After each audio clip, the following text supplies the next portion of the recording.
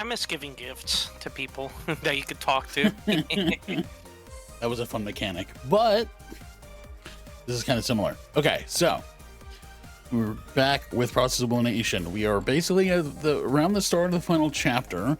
Before going into that, we had talked about, I don't remember when or if I talked about this in the episode or whatnot, but I talked about going back and getting all of the residual thought scenes that we missed. So first, I did have to do a little research to see, how do you get these? Why did I miss these? So apparently the reason why we didn't see these in the investigation maps is because they only appear if you got an S rank on the deduction in the previous chapter. And I guess chapters 2 and 3 we didn't get S rank, probably because we did some joke answers or we just fumbled it. So since we didn't get those in didn't get the S rank in chapter 2 or 3, none of the residual thoughts in chapters 3 or 4 showed up. So I had to go back, S rank those, then go do the investigations, get the residual thoughts, and now we have these. There's only 3 that we missed. There's a bunch here that it looks like we missed, but those won't unlock until after we beat the game. Gotcha. Okay. So yeah, and then there's this one, and then I think out of these, one of these is post game, the other 2 we'll get to in the playthrough. And we did S rank chapter 5 if I remember correctly, so we should see the chapter 6 ones. But so we have 3 to watch, so I think we'll get those out of the way first, and then we'll continue playing the game. They're not gonna be that long. But then after we beat the game, we're gonna have to go back and unlock all these, and then probably just do an episode of us doing the last. There's 4 post game ones. But apparently these are, because these add a lot to the characters, because these are essentially the free time events in a way. Makes sense. Yeah. So we got this one we did. This is the chapter 2 one with Doleful. We just saw this one last time. That was the one with Workaholic and Posh. So we have these 3 to watch. So let's do this one. So, I don't know who's speaking yet, so I'm just going to read it. Incompetent. Because I do not know all these are narrated by Incompetent. Having wrapped up our examination of the White SPX, I'm all set to go to bed when I receive an unexpected visitor. Hey, hitting the sack soon? Oh, it's Techie. Okay. Renegade, what do you want from me? A bit of a chat, that's all. We have no clue when we might encounter another one of those death machines, you know? What's so strange about wanting to know your allies better, especially when your life is in their hands? His words sound reasonable enough, but I keep my guard up on instinct. I am fully aware of this man's nature. He could be friendly and chipper one moment and strangling me the next. That's just the capricious type guy he is. I appreciate the sentiment, but I was just about to sleep. Mind waiting until tomorrow? So cold. Have it your way, but at least let me carry you to bed, will you? It'll be tough getting on there with those legs of yours. Like that isn't incredibly suspicious, but he wouldn't like it if I refused him. If anything bad does happen, Workaholic's in the next cell over. I could easily get into bed myself, but I'll just have to play along. Yeah, okay. Could you help me onto the bed then? Sorry for the trouble. Thanks. You're such a sweet boy, Tech. Renegade takes me into his arms. Instead of placing me in my bed, though, he whispers in my ear. Workaholic isn't in his cell right now. If you were attacked, no one would come to the rescue. Huh? Whoa, no need to get so shrill about it. Don't tell me you really thought I was about to kill you. Oh, you wound me. My heart is pounding. Cold sweat beads at my brow. This is bad. He's got me cornered. I should have checked next door first. Renegade's face contorts into an almost demonic expression, his mouth a crooked sliver of a smile. Relax. All I want is to be your friend. Now come on, Tech. What's your real name? I won't tell anyone. Pinky promise. With all this pressure, there's no way I can refuse. He's practically threatening me here. With a shaky voice, I give in. It's Hazuki Uminari.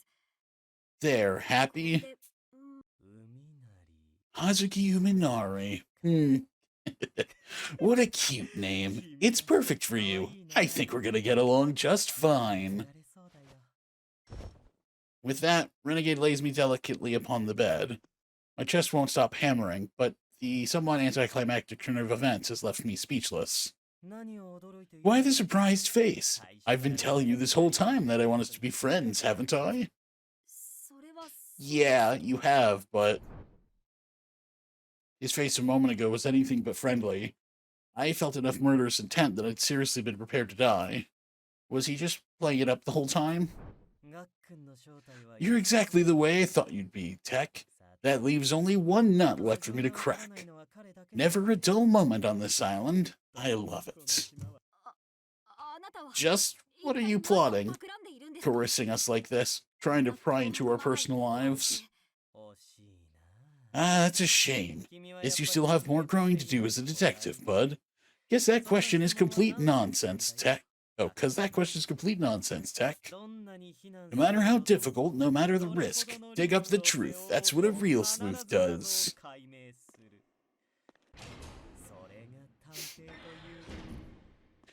With that, Renegade leaves my cell. I can't make heads or tails of how his mind works, but it's clear he has some motivation for looking into each detective's past.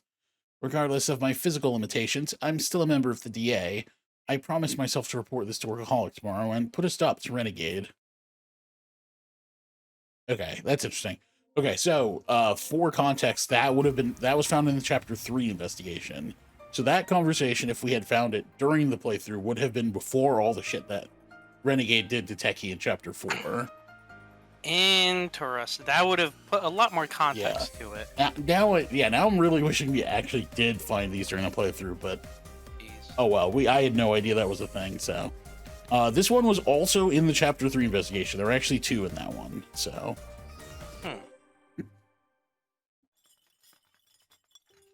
Okay, still not sure who this is, so. After escaping the trap room, I keep my expression level as we eat, not wanting to cause the others any concern.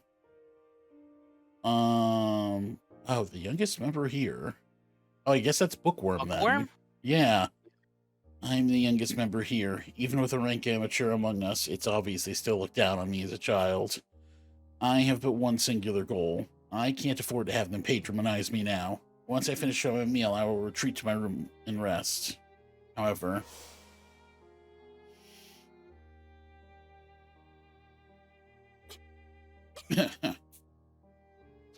I cough involuntarily as the grisly image of Senior flashes through my mind, followed by the horror I experienced in the trap room. Oh, so this is before Mystic died, but after they discovered the room with the spikes, but this is the night before Mystic dies in there, I guess. Mm-hmm. I feel the others' gazes on me. How mortifying. I can't have them learn about the downsides to my memory. It'll only earn me their awkward pity. There we go. Hey, you got a character to do. Oh, man. Isn't that great for you? Oh, lucky me. I thought they were all dead. You all right, Bucky? Yeah, and this is funny because this would have been in the past even if we did find it at the time. Mystic rubs my back gently with a worried look in his eyes. Also, it's funny because obviously she doesn't narrate, her inner monologue doesn't narrate like she does when she actually talks, which is interesting. But, of course it wouldn't, but ugh, what a debacle. I came to this island with the intention of helping him. Causing him undue concern would have the exact opposite effect. Mystic chides me a bit before excusing us from the dining room. As he pulls me along by his hand, I recall our first meeting, when my mother and father were killed in the case of the lycanthrope. Bookie, I say this often, but your memory exceeds average humans by far. Viewing murder scenes is tantamount to suicide. You must be mindful. I refuse. With my ability, I can notice even the smallest traces of evidence at a locus. A locus delicti, the girl reasoned logically. Honestly, Ryutaro would take pride in that stubborn attitude of yours. You truly are an Akutagawa rookie. Akutagawa.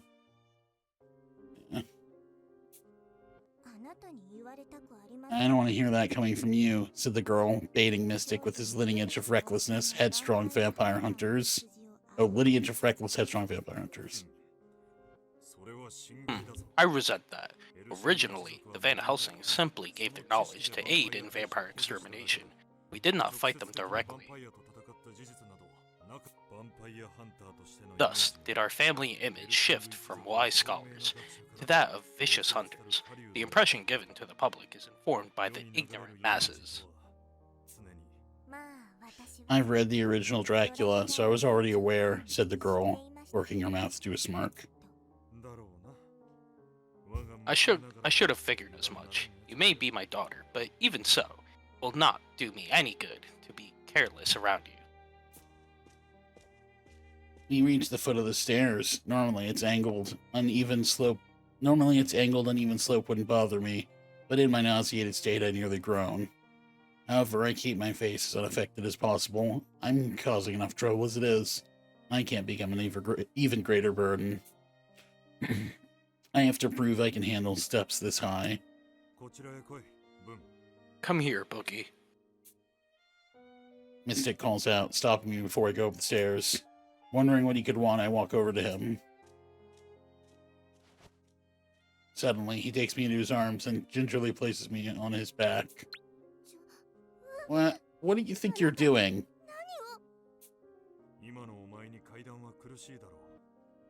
Will the stairs not prove difficult in your current condition? I am your father. In a sense, allow me to act the part in your times of need.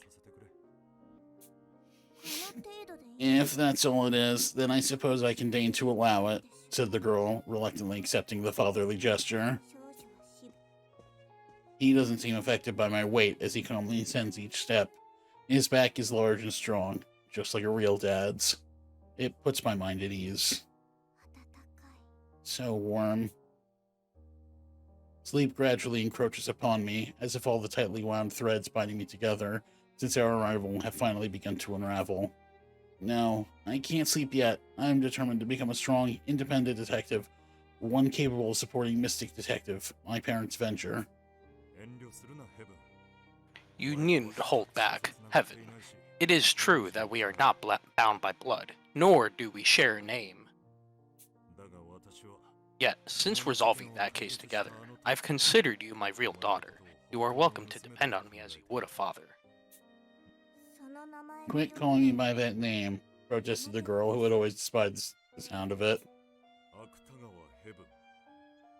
Heaven Akutagawa. I think that it's a lovely name. Perhaps you would prefer changing it to Heaven Van Helsing. I would not object. It isn't the surname I have a problem with. Listening to the steady thump of his footsteps, my eyelids begin to feel heavy. My given name, Heaven, is written using kanji of the same meaning. My father, renowned in literary circles, had a more than quirky taste in names. Regardless of my embarrassment, though, it's my sole remaining inheritance from the Akutagawa family, bond I've never been able to renounce. Heaven Van Helsing. Somehow the name almost feels less flashy. Thinking about it now, I might be okay with severing that bond for good, because I've found a new family, a new bond. Once we've resolved the Corning Duke case, I'll be sure to express that to him. I'll place this promise in my heart as sleep overtakes me. Oh, will you now? That was incredibly wholesome. I enjoyed that. Yep, except that even if we had seen that at the time, we would know that promise does not get to be said. Yep. Yeah. Also, yeah, that's a name, all right. Heaven Van Helsing. Yep. And then this one was in chapter 4. We've been looking for the hidden passage for over an hour, and the search has been dull as rocks. My saintly patience is getting all worn down.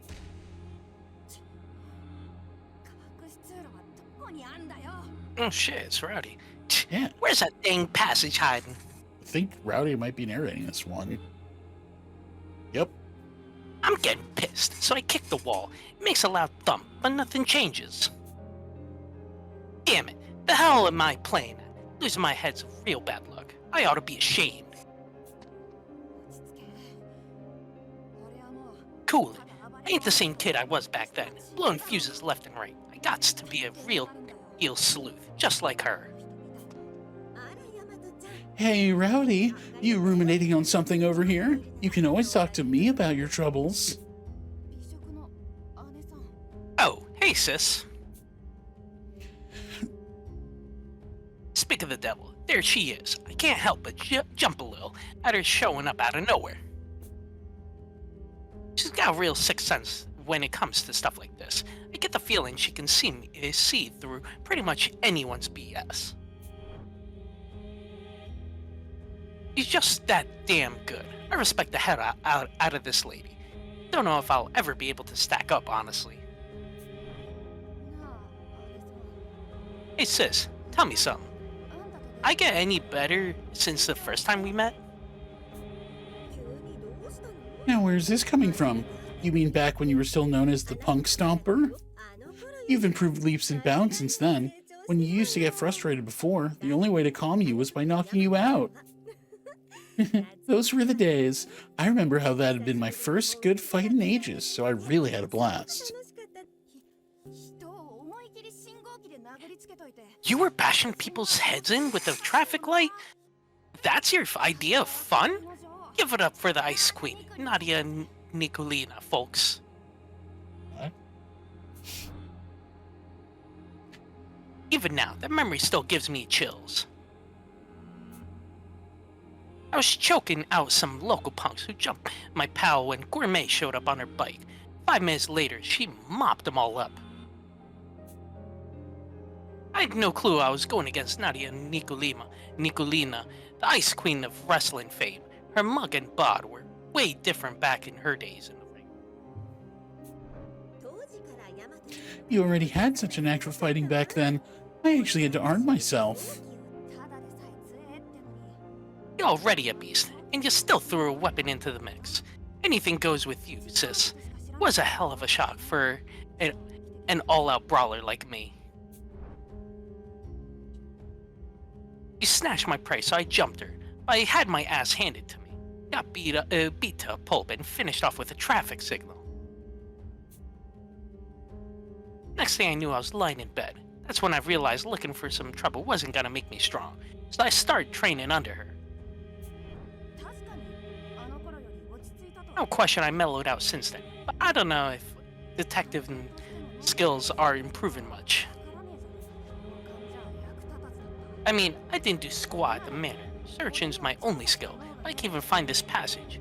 At this rate, I'm gonna lag behind y'all forever. Don't get impatient now. Come here, Kane. Hey.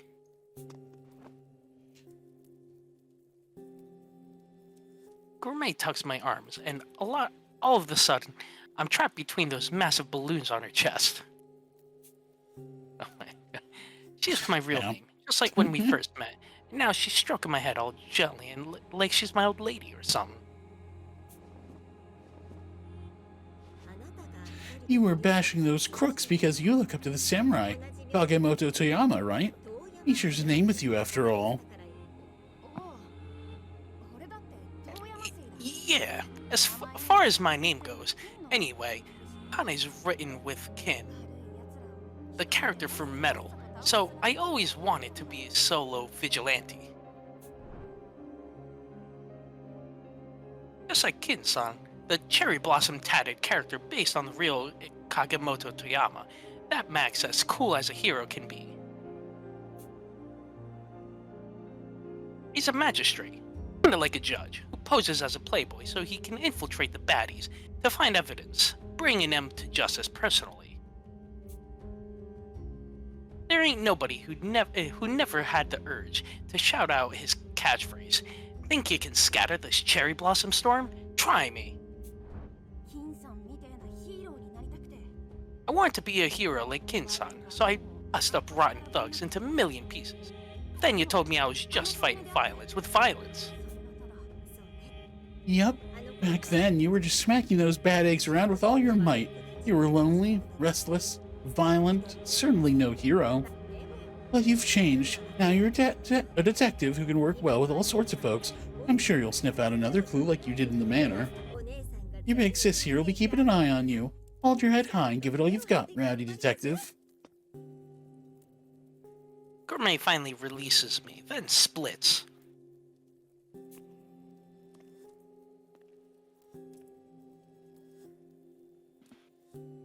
Being alone gets me feeling a little embarrassed, so I gave my chest a big old thump and psyched myself up again. Shh, I was being a real wuss there. Just you wait and see, sis. One of these days, I'm gonna be such a stand-up sleuth, you're gonna be begging me to protect you.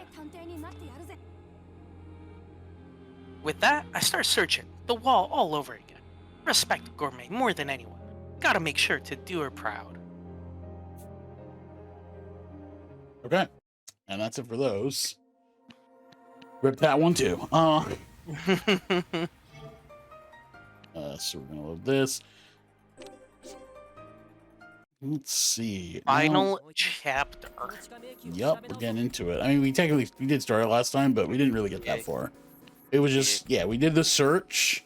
We started searching for stuff. We found out that Armor's probably alive, though we're still looking for him. What do I want to see? Lexicon? No, roster. That's what I want to look at. So now we should have real names for all those characters that we did find. Yeah, there we go. Oh, complete. Interesting. So yeah, so area. So we have real names for Bosch. We do know his last name, but I guess it's not the full name. Oh, we got hers too. Oh, you know what? It's probably not included here because that wasn't on this save file. I didn't get this on the save file. That's not a big deal, but it's interesting. Now let's all give this labyrinth a thorough reinvestigation. Oh, that's right. We did stop right before an investigation thing. Yeah. I legitimately forgot. Okay, well, there's residual thought. Okay, it's this same room. But I'm pretty sure there won't be things attacking us this time. Hope there won't be.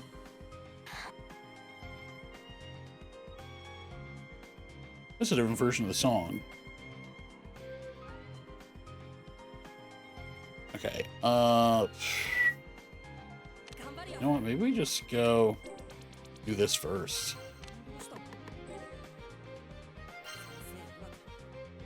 Yeah, it's a bit different. This song. Yeah, it's like a remix or something. It's using different instrumentation.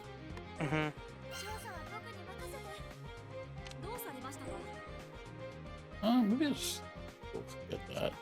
Let's over inspect that. Because sick, so.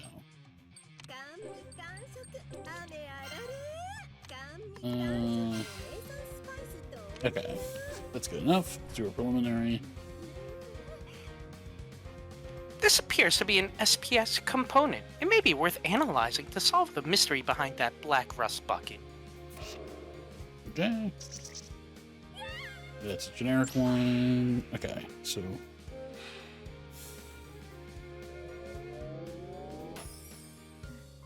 This symbol on the floor is clearly deliberate. It would only make sense as a message left for armor, the girl said with absolute certainty.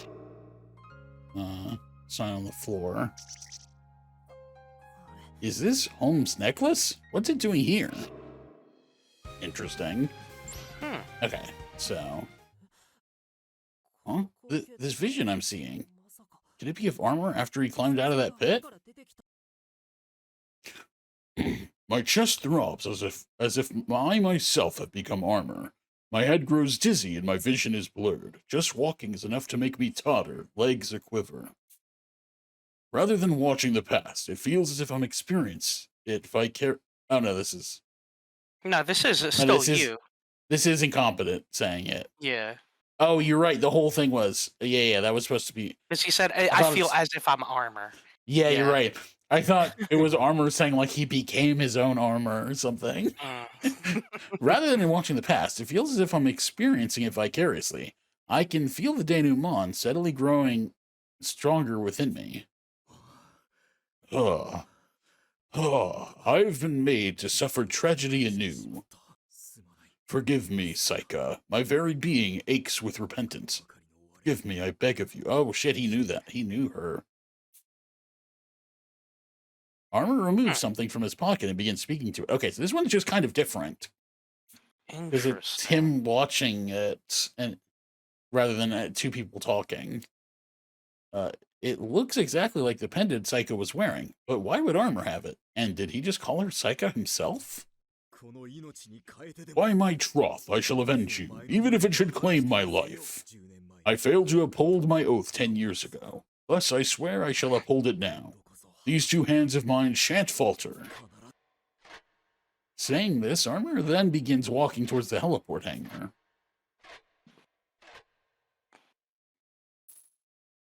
The pendant he had been holding in his hand now dangles from his metal suit. Did Armor have some kind of connection to Saika? And if so, what was the point of his actions just now? Oh, that's it. Okay. So then the only person left to do something is Techie. I think I might have something to analyze though. Yes. So I guess I'll move him over here. Well, at least try to, and then have him analyze this.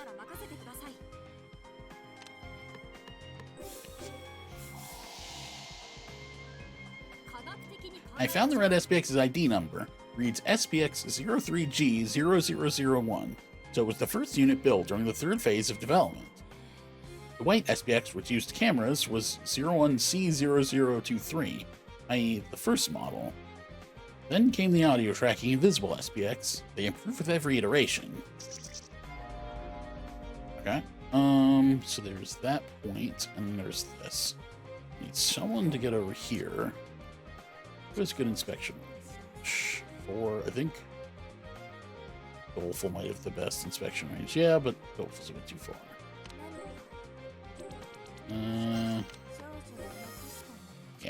Yeah, that'll have to wait till next turn. In the meantime...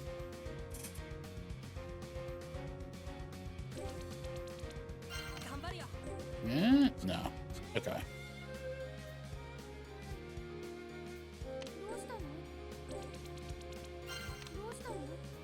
Dang. Screwed that up. It's whatever. I'm sure some stuff will pop up, but...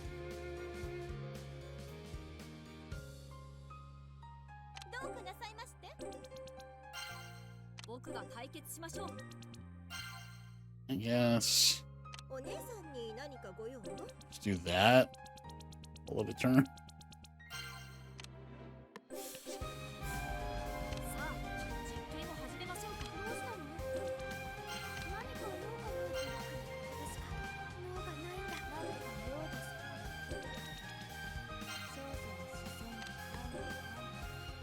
Yes, okay.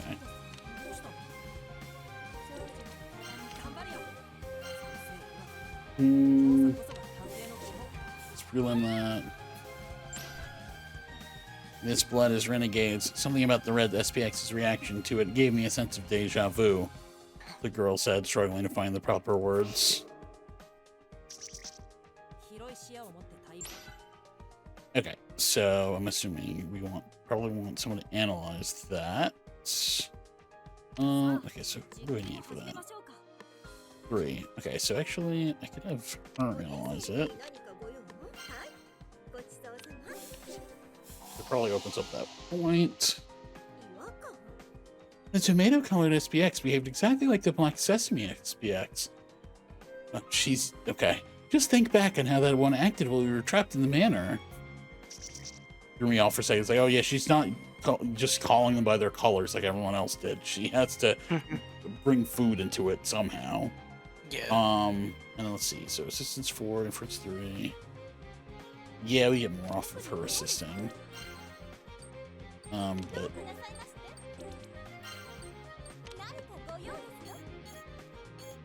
oh, okay. I have to.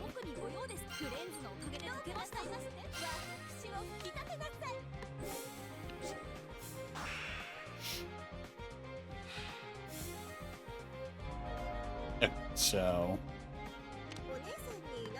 expect.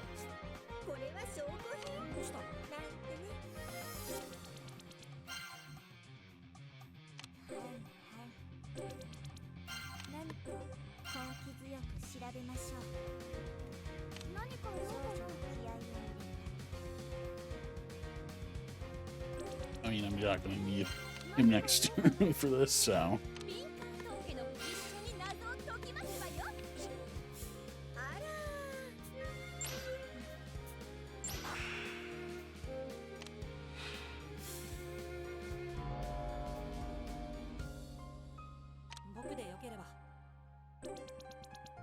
Nope. Make it all the way over. 調査こそが探偵の基本。僕が解決しましょう。集中しろ。謎を解くために。科学的に考え The red SPX slammed into the wall the same way the black SPX did to the manor door. That means they must use the same tracking method. Sent. No, let me get the keyword. Okay, now I'm done. Okay, let's look at the... Okay, yeah. Our keywords: Morgue, Invincible Detective, SPX Series, The Quartering Duke, Invisible SPX, and White SPX. We never really look at the lexicon to see what any of these actually say. I'm sure there's a lot of information we're leaving out there, but I don't think it matters that much. I like the mystery. Yeah, right? It's a mystery game after all, so we should leave some mystery behind. Exactly. 18 hours remain until our callers detonate. Having wrapped up our investigation, we reconvene at the helipad in the hangar. Well then, we've spent a considerable amount of time inspecting the area. I trust our efforts have yielded favorable results? Yes, I'll go ahead and share them. Our search has produced 3 major breakthroughs. First, the most important question: where did Armor go after he fell? As it turns out, we already have the answer. I recall what we found, then reveal where Armor headed. Well, he went to the helipad, so I'm guessing he was going to the manor. Right? Who left on the floor could indicate... Oh, the arrow, okay.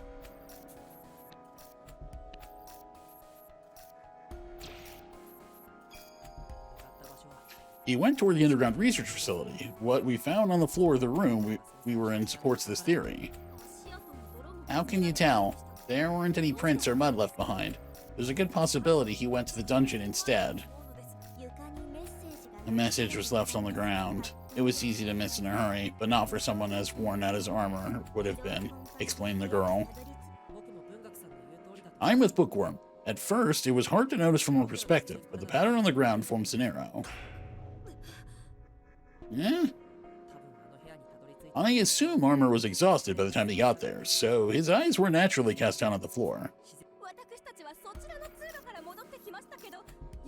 We too made our way back using that very passageway, yet we saw nothing of the sort.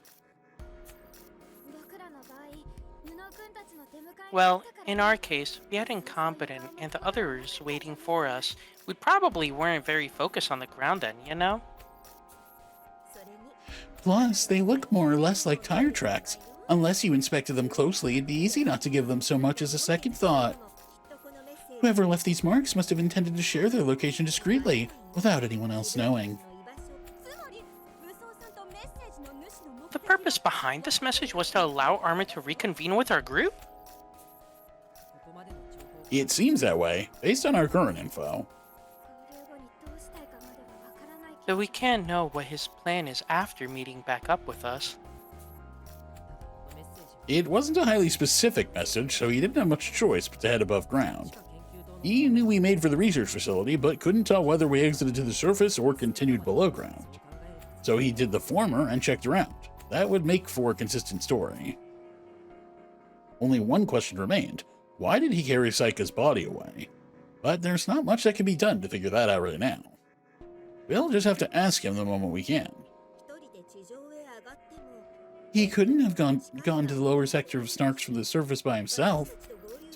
To meet up with us, he'd have to go back down the helipad. In which case, his next stop would have been the underground research facility. Yep, exactly. Something's up. Armor climbed out of the pit and spotted the arrow on the floor. He then trailed after us, but couldn't discount that we might have gone to the surface. After failing to find us up there, his only other option was to head toward the underground research facility. That's about the gist of it. No one refutes my theory. Seems I've explained myself pretty well. Details notwithstanding, it's a sure bet that Armor set out for that subterranean sector. We mustn't waste any time giving chase. Everyone, make your preparations at once. Hold on, Posh. There's something we've got to clear up first. Something to clear up? And what would that be, pray tell? I gestured to the now defunct SPX. That SPX made me realize something. Something about the black model that killed Holmes. The black model, you say? Really? What is it? Tell us. Posh and Doleful look at me with eager eyes. The others give inquisitive looks as well. No matter how much time passes, I still can't get used to people awaiting my take on a situation so excitedly. It just goes to show how amazing Saika was for handling it so graciously, and for so long, too. But that was then. Can't look up to her that way anymore. I psyched myself up, determined not to bend under the pressure. From now on, I have to be ideal detective, with full conviction. I share my theory. Right, so about that red SPX. As I speak, my eyes wander to the remains of the SPX, and suddenly my vision flickers. Wait, the denouement again? Why now? I'm not sure what's going on. My vision whitens, like I've been blinded by sunlight. My feet no longer sense the ground, as if I'm sinking. I'm assuming this is Saika. Yeah, that's what I'm thinking too.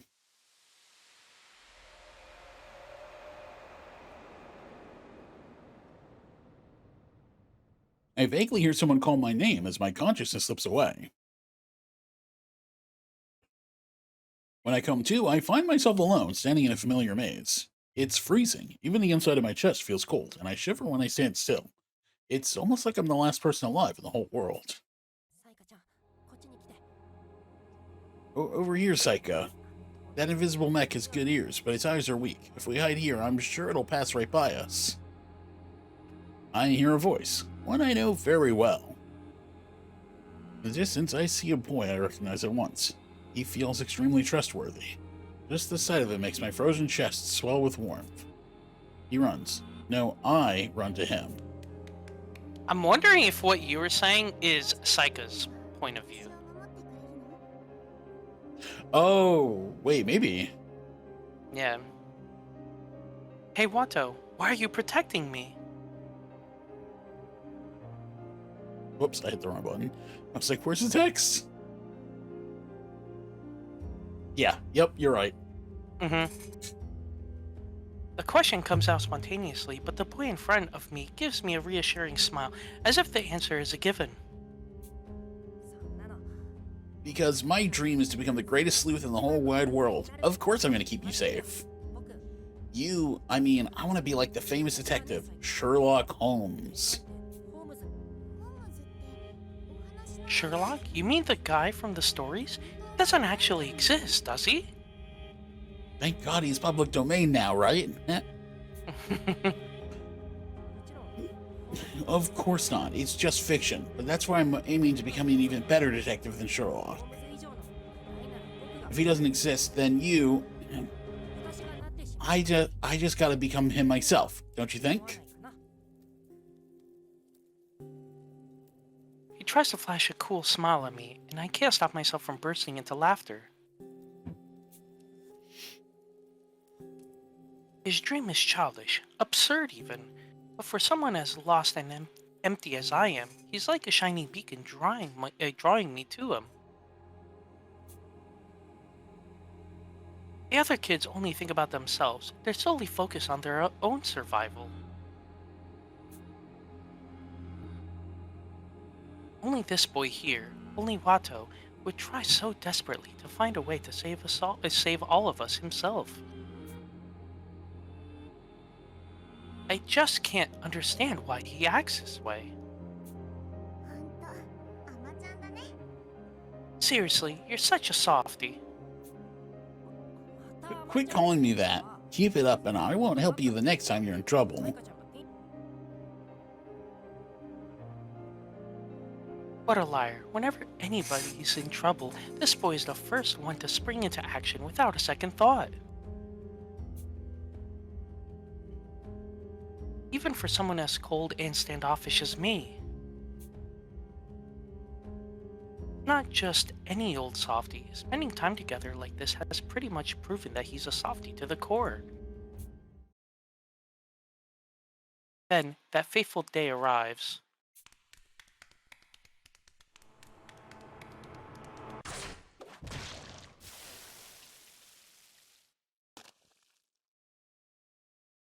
The boy shields me, getting torn apart by a red mech as a result. I run to his side in a panic, scooping up blood and trying to pour it back into his wounds. That always works. Mm-hmm. There's no way for spilled blood to be returned. I scream in frustration as I splatter red across his body. どうして私なんかのために Why? Why would you do that for me? パパが言っていたわ。私の一生は悲 My 劇 papa その told もの me だって。 before that my life was the only huge tragedy. That from the very start, from the very start, I never should have asked for happiness. Okay. Yeah. Close enough. 私なんかをかばって死ぬなんてダメだよ。 Can't die protecting me like this. You just can't. ダメだよ。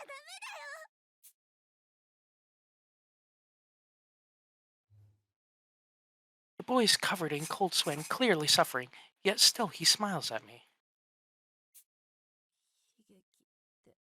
A tragedy? What's up with that? It's your story, but your dad's gonna go ahead and decide it for you? No matter what, you're always the protagonist of your own story. No matter how much tragedy you face, all you gotta do is reverse them. The boy shakily gets me to his feet, still smiling through his blood-covered face. だってサイカちゃん Stand up, Saika. Let's turn this tragedy around. You and me together. 悲劇を覆す Yeah, let's.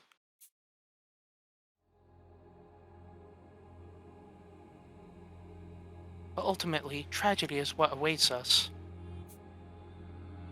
Save this boy. I become his substitute. I take the new name Saika Sharonfold Holmes and begin my life as a detective. Others believe that I took inspiration from Sherlock himself, but that isn't the case. 悲劇なんて覆せばいい。 There is a tragedy. Just reverse it. The one I patterned myself after was none other than Wato Hojo. To this day, even as a detective, I keep those words of his close to my heart. Always believing that one day our paths will cross again.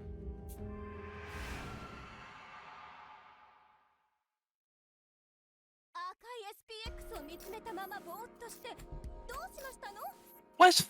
What is it about the SPX that has you spacing out like this? Huh? Oh, sorry. I was just thinking about the past a bit.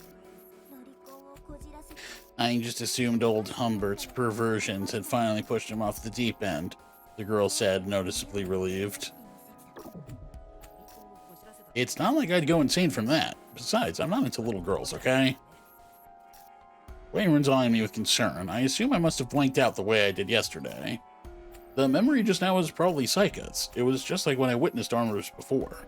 Another vision involuntarily triggered by something I saw. My ability to look into the past has only grown stronger. What the heck is going on with me? Your face is looking rather sallow. Incompetent. Are you feeling unwell? Sallow. That's another new one. Yeah, I'm Man, actually not sure if that's a typo or because it could be shallow, but I don't know if that is. It's probably not a typo. It's probably just a word that means something different. Oh yeah, a person's face or complexion of an unhealthy yellow or pale brown color. Yep. Nope. Jeez. There we go. Today I learned. That red SPX nearly killed you before, didn't it? Are you saying you're not pushing yourself too hard? I appreciate the concern, Posh, but after what Teki said, I'm not scared anymore. Those SPXs aren't evil. They're just trying to do their jobs, that's all. That's what you believe, then so be it. At any rate, did examining that SPX reveal something to you? Let me explain. Posh, when you saw that broken SPX repeatedly smash itself against the wall, did it make you feel anything, like deja vu? I found it unsightly in the extreme, but that's about the extent of it. What are you getting at? I'm not too shocked she didn't realize, but someone with a sharp memory would have. Alright, let's get into it. Who has a good memory here? Hey, Bookworm, I bet you noticed, right? Of course I did, said the girl, confirming that Incompetent's misgivings were not unfounded. The repeated movements, that harsh artificial sound, it was exactly like the black SPX when it initially chased us back to the manor. Do you recall how it slammed against the door again and again, demanding us to come outside? Said the girl, sharing her thoughts. Bingo, you hit the nail on the head. That red SPX behaved exactly like the black one when it attacked us. What does it all mean then? They behaved in a similar way, yes, but explain to me in a simpler manner the significance of this fact. Good grief. Think carefully. Their behavior is reminiscent of insects clustered around a lamp at night. Can you agree? Bugs drawn to light exhibit a quality known as positive phototaxis. Yeah, that sounds about right. So what I'm implying is that the SPXs share similar behavior patterns. From this, we can surmise the black and red models both use scent-based tracking, the girl explained, such that even the self-styled noble could follow. That seems consistent with what we know. Even after we hunkered down in the manor and held our breaths, the black SPX kept hammering against the door. It wouldn't have been able to see or hear us, yet it never moved away from the manor. That always struck me as a bit odd. But things change if it can track by scent. Even a closed door can't seal away an odor. That would account for how it detected us from far away, too. Being the source of the scent ourselves, it makes sense why the black SPX never left the area. Huh? Wait, I remember the first time we arrived in the underground hangar. When we were considering going up to the surface?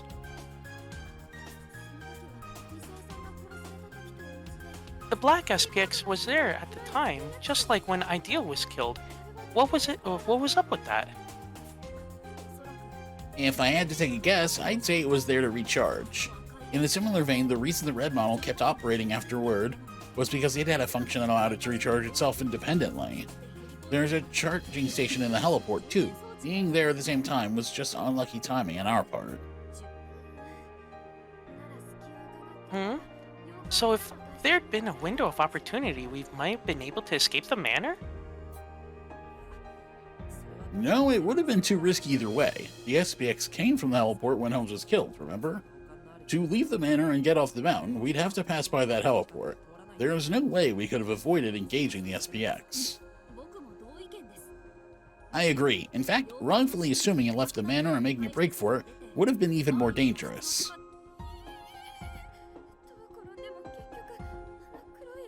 So no matter how our cards were played, we still wouldn't be able to escape the SPX?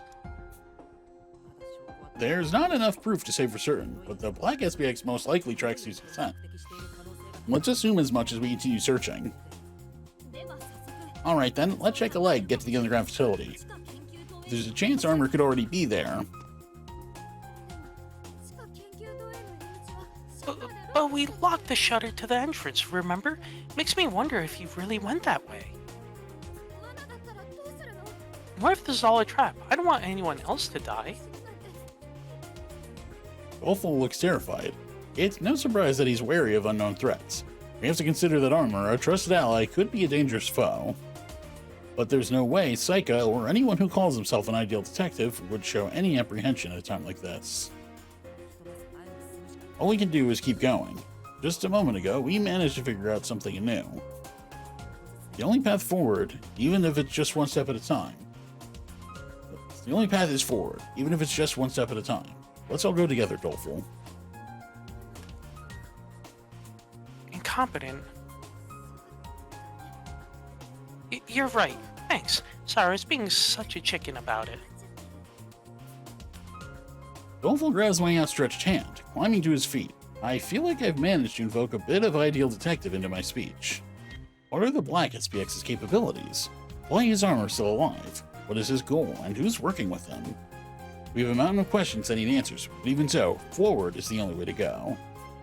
As it stands, our collars will explode and kill us, making way for the dupe to claim even more victims. It's up to us to prevent that tragedy.